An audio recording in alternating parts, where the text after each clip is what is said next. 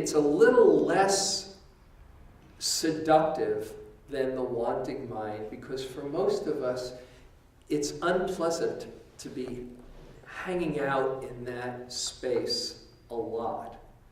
Whereas we can get caught in the wanting, oh yeah, there's this, I want that, I want that. But it's also true that sometimes we can get kind of addicted to blame and aversion. And some people that can be, you know, their MO. Oh, it's their fault, or I don't like this, and that becomes the way we relate to the world. If you're living in a mind that's filled with anger, it's so painful. I have so much compassion if I can take in small doses, you know, somebody who's just living in that space. For most of us, it's very unpleasant, but still we can get caught. And it's being human. I'm not talking about not ever being angry here, but just how to work with it when it's here.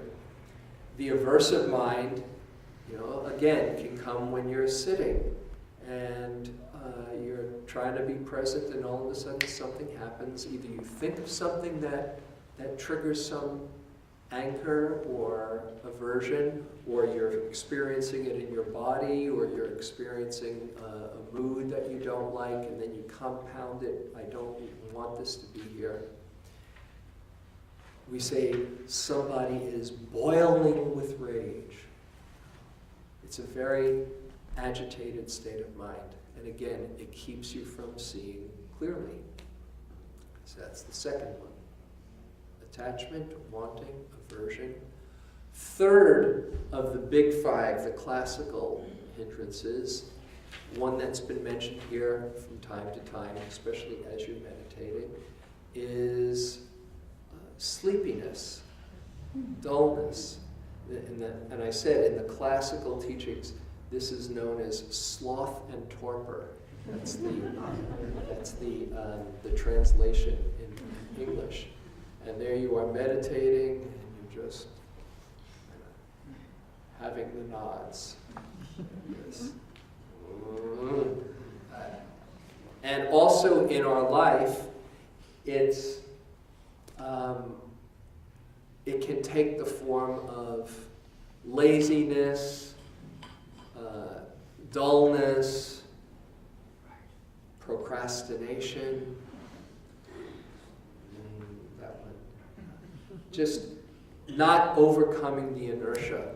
And in the meditation, it can be just like, you know, oh, who cares? You know, breathing in, breathing out. We just had a breath a moment ago. Do I have to pay attention to this? And you know how it feels when you just can't get yourself up for being present.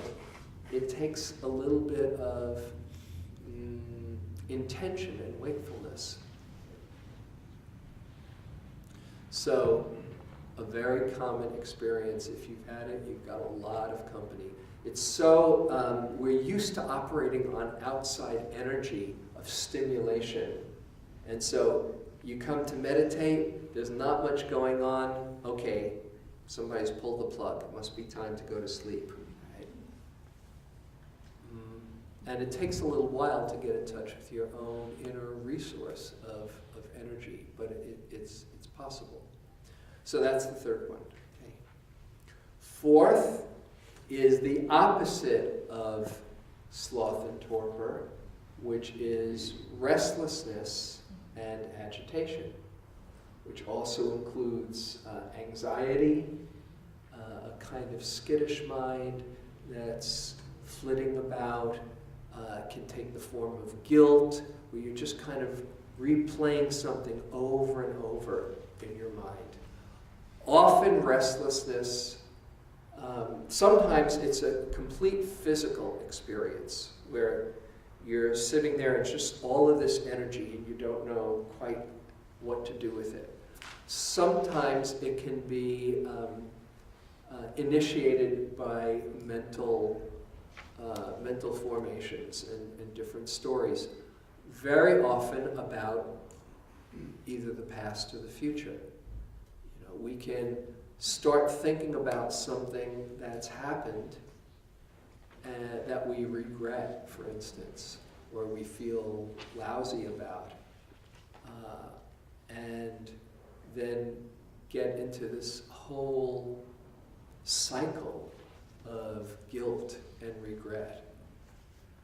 And it's very painful. I come from a lineage of guilt. I know guilt really well. And it's a self-perpetuating cycle. You feel lousy about something that you've done, and then you keep on dwelling on what a jerk you are or how rotten you are, and that's a way that you punish yourself over and over. There's no way out of that. There's another way. Actually, there is another way out of it, but not guilt. Guilt is just a self-perpetuating cycle. Or whatever thoughts about the past that are disturbing. When you think about it, where is the past? Can you turn around really quickly and catch it behind you? The past is a thought that's happening right now in the present moment that we take to be real and keep on replaying. But it's happening right now. We just don't realize it. We're living in the past. It's even more interesting how we can create a scenario that hasn't happened yet, throw it out into this imaginary place in front of us called the future, and then start worrying about it. Uh-oh, what if that happens? But what if it really does happen? And you can just keep on replaying it over and over and over. And again, worry is a big one in my family. My mother, who is now 93, was very funny. By the way, just to interject, if you want to see something really funny, go to YouTube and catch my mother. She's up to like 190,000 views right now. If you go to Confessions of a Jewish Mother, How My Son Ruined My Life. And she talks about worry is her big thing. She says, if I don't have something to worry about, that's when I really get worried. James, the best part of it is seeing your face during that video. Oh, it's funny. It was filmed right here. So anyway, worry about the future. Where is the future? It's a thought that's happening right here, right now, in the present moment. But worry kind of keeps things at bay. Like my mom says, you know, if you're not worrying, you're not really putting in your time. And there's a famous anecdote. Mullah Nasruddin, who's the Sufi, did I mention him before? The Sufi figure, eccentric, wise man, fool. Lots of teaching stories from the Sufi tradition about Mullah Nasruddin. And one day he's spreading breadcrumbs around the perimeter of his house very meticulously, and all of his students are coming in with him and watching him. And one of them says, Mullah, why are you spreading those crumbs around? And he says, I'm doing it to keep away the tigers. And the student says, tigers? There aren't tigers for hundreds of miles from here. And he says, effective, isn't it? Effective, you know? Yeah, it's effective. If your mind says, oh yeah, I'm worrying and I'm keeping things at bay, then you keep on worrying. But worry and restlessness and agitation are often thought generated, not the physical aspect, but the mental one. Okay, so that's the fourth. And then the fifth, after attachment, aversion, dullness, restlessness, The fifth one is doubt, the doubting mind. This is the big classical hindrance that most all of us know. I can't do it. It's not going to work out.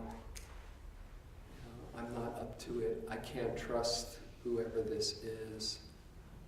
And the doubting mind really cuts off all possibilities because we give up any effort when we're caught in this morass of doubt.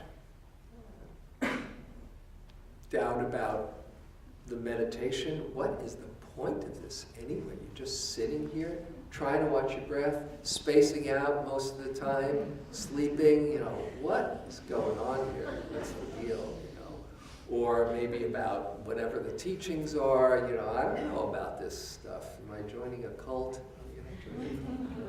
Or who is this guy anyway? What does he know?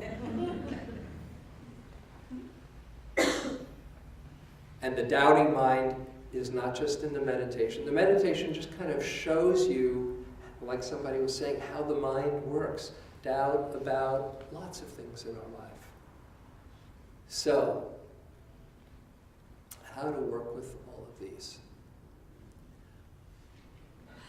A couple of things to keep in mind, and then I'll give some antidotes. First, to realize that any mind state that you can have is impermanent. It's not going to last. No matter how angry or how obsessed or how guilt-ridden or how doubting, every mind state comes and goes. It's just when you think that you're stuck and don't think that there's a way out, that you keep on compounding it. But to see it's impermanent, just like the weather. No matter how clear it is, the weather changes. No matter how stormy it is, it's going to change. And we don't expect it to be sunny and bright all the time. If it's sunny and bright too much, we're in for trouble.